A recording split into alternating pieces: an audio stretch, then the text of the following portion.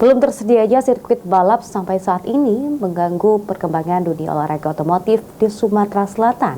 Sehingga pada tahun 2024, IMI Sumsel menargetkan bisa memiliki sirkuit balap permanen yang lahannya sudah tersedia di kawasan Jakabaring.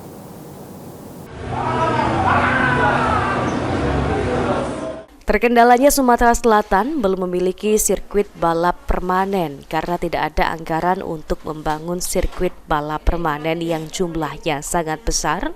Oleh karenanya, pada tahun 2024 ini, Ikatan Motor Indonesia IMI Sumatera Selatan menargetkan bisa dibangun sirkuit balap permanen yang bisa digunakan untuk ajang road race mobil dan motor serta motor cross.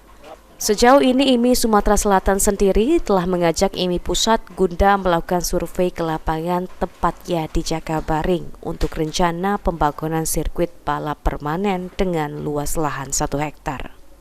Di Jakabaring karena ada lahan yang masih kurang lebih 100 hektar yang belum terpakai, bisa digunakan. Tapi kemarin sudah sempat survei juga Pak ya?